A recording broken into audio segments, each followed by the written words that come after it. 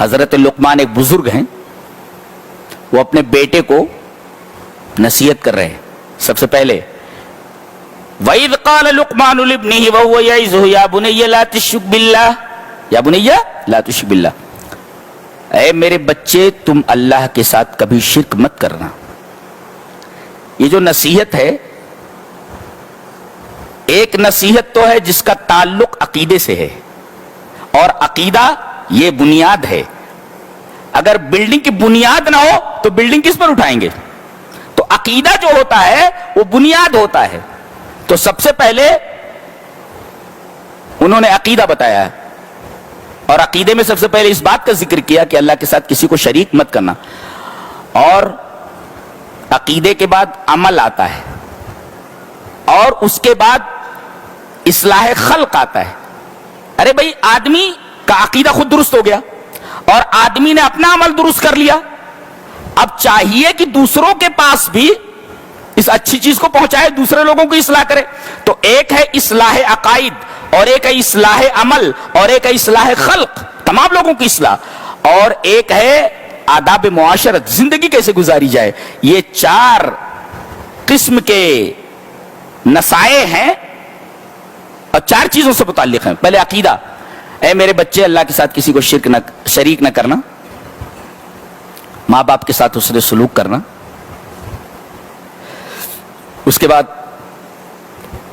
اللہ تبارک و تعالیٰ کی قدرت کاملہ اور اس کا علم کامل بیان کیا جا رہا ہے. دیکھو کتنی عجیب بات ہے. دیکھو, یا بنی انہا ان تک مثقال حبۃ من خردل فتکن فی صخرۃ او فی السماوات او فی الارض یأتی بها اللہ ان اللہ لطیف خبیر. پہلے یہ کہا کہ شرک مت کرنا, اب بتا رہے ہیں کہ جس کے ساتھ شرک نہ کرنے کی بات کہہ رہا ہوں, جانتا ہے تو اس کا علم کیسا ہے اور اس کی قدرت کیسی ہے. کہا کہ اگر رائی کے دانے کے برابر کوئی چیز ہو, چٹان میں ہو, یعنی چٹان کا مطلب پتھر ہے, پتھر کے اندر ہو, او فی السماوات آسمان میں ہو, او فی الارض زمین کی تہوں میں ہو, تو یاتی بھی اللہ اس کو حاضر کرے گا لا کر کے.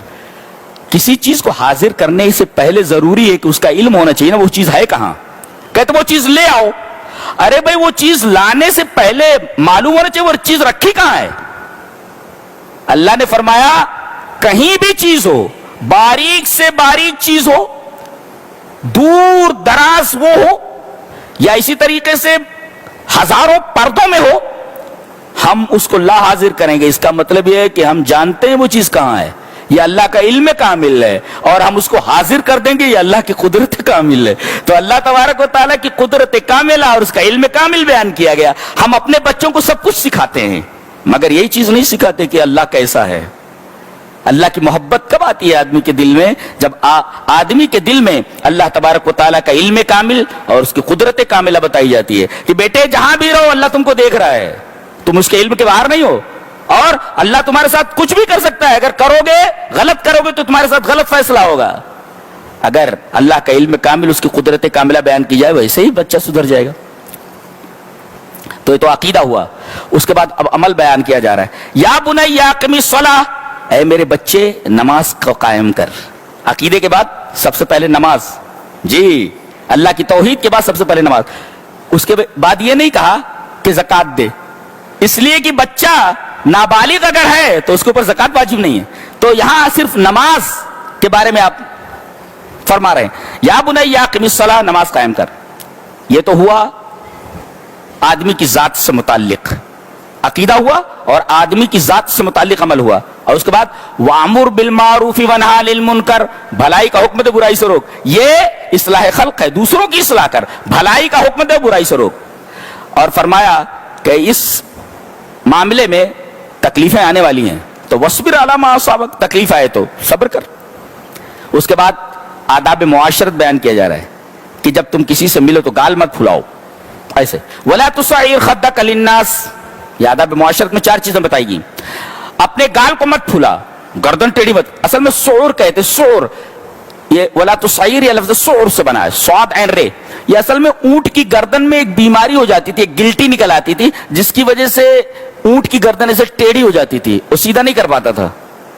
اسی سے یہ لفظ ہے کہ جب لوگوں سے ملا تو ایسا گردن ٹیڑھی مت کرو, یہ لفظ استعمال کیا ہے. کیا ادب ہے, کیا لٹریچر ہے. دیکھو, ولا تصعر خدک للناس, مس دال چیک, ولا تصعر خدک للناس, گال مت پھولا لوگوں سے ملتے وقت. ولا تمشی فی الارض مرحا, زمین میں اکڑ کر نہ چل. 2 واقصد فی مشئک واغضض من صوتک, چال میں میانہ روی اختیار کر. یہ دیکھو بہت اچھی چیز ہے. جب چلو تو ہڑبڑ دوڑ بھاگ کرتے ہوئے مت چلو, اس لیے کہ دوڑ بھاگ یہ وقار کے خلاف ہے, اور اسلام یہ چاہتا ہے کہ میرا ماننے والا وقار کے ساتھ آئے. یہاں تک کہ آپ وضو کر رہے ہیں اور امام نماز پڑھا رہا ہے, تو آپ نماز میں شامل ہونے کے لیے جلدی مت کیجیے, پورے سکینت اور وقار کے ساتھ نماز میں آئیے. جو ملے امام کے ساتھ وہ پڑھ لو, بقیہ پوری کر لو. یہاں بھی نماز کے اندر شامل ہونے کے لیے بھی سکینت اور وقار کو نہ چھوڑا جائے. تو نہ تیز دوڑو بلا ضرورت کہ یہ وقار کے خلاف ہے, اور نہ ایک دم دھیرے چلو کہ اس میں تصنع ہے, بناوٹ ہے. السلام علیکم, یہ بناوٹ ہے. یہ دھیرے دھیرے چل رہے. ایک آدمی دھیرے دھیرے چل رہا تھا تو حضرت عمر نے کہا انت مریض, بیمار ہے؟ بولے نہیں. پھر کہا کو دھیرے دھیرے چل رہا ہے؟ بولے ایسے تواضع کے طور پر. کہا کہ کھال ادھیڑ دوں گا, سیدھا چل. اسلام کو کمزور کر رہا ہے اس طرح دھیرے دھیرے چل کر کے اسلام کو کمزور کر رہا ہے. کھال ادھیڑ دوں گا, سیدھا چل. تو اگر زیادہ دوڑو گے تو یہ وقار کے خلاف ہے. دوڑنا بلا وجہ یہ وقار کے خلاف ہے. اور دھیرے بہت زیادہ چلنا یہ تصنع ہے, بناوٹ ہے, یہ بھی درست نہیں ہے. تو میانہ روی اختیار کیجیے, سکینت اور وقار کی چال چلیے. اس کے بعد کہا گیا کہ واغضض من صوتک, اپنی آواز پست میں رکھیے, یعنی آواز کو بلا ضرورت اونچی مت کیجیے. یہ بہت بڑی بلا ہم لوگوں کے سر پہ سوار ہے, آوازوں کا اونچا کرنا. جی کیوں؟ اس کی وجہ ہے اس لیے کہ کان کا تعلق دائر قلب سے ہے, دل سے ہے. اگر آدمی زیادہ تیز آوازیں سنتا ہے تو ڈائریکٹ اس کے قلب کے اوپر اثر پڑتا ہے. اسی وجہ سے آگے جو مثال دی گئی ہے وہ گدھے کی مثال دی گئی ہے. ان انکر الاصوات لصوت الحمیر, سب سے بری آواز گدھے کی آواز ہے. کیوں؟ انسان زیادہ سے زیادہ 55 ڈیسیبل یا 56 ڈیسیبل سن سکتا ہے. یہ ڈی بی جو ہوتا ہے نا, یہ آواز کو ناپنے کا پیمانہ ہے. تو کان جو ہے یا قوت سماعت, انسان کی سننے کی قوت, یہ 55 یا 56 ڈیسیبل تک سن سکتی ہے. اور 80 ڈیسیبل اگر ہو جائے, 80 ڈیسیبل سے اوپر اگر ہو جائے تو یہ سماعت کے لیے نقصان دہ ہے, کان کے لیے نقصان دہ ہے. اور یہ جو فائر لگا رہے ہیں بچے اپنی اپنی گاڑیوں میں, جانتے ہیں یہ تقریباً یہ 160 ڈیسیبل ہوتا ہے. یہ جو فائر کرتے ہیں یہ تقریباً 160 ڈیسیبل ہوتا ہے. اور گدھے کی آواز 100 ڈیسیبل سے زیادہ اوپر کی ہوتی. اب جب آدمی کی قوت سماعت 55 یا 56 ڈیسیبل ہی برداشت کر سکتی ہے اور گدھے کی آواز 100 ڈیسیبل سے زیادہ ہے, تو سب سے مکروہ آواز تو اسی کی ہے. اسی وجہ سے کہا گیا سب سے بری آواز گدھے کی آواز ہے. آپ یہ کہہ سکتے ہیں کہ بھئی موٹر سائیکل کی آواز تو گدھے کی آواز سے زیادہ ہوتی ہے. موٹر سائیکل کی آواز میں ایک ردم ہوتا ہے, جی وہ قابل قبول ہوتا ہے, لیکن گدھے کی آواز میں کوئی ردم نہیں ہوتا. اور یہ عجیب و غریب مخلوق ہے. جانتے ہیں کیوں اللہ نے اس کی مثال دی ہے؟ سائنس نے بڑی عجیب و غریب تحقیق کی ہے کہ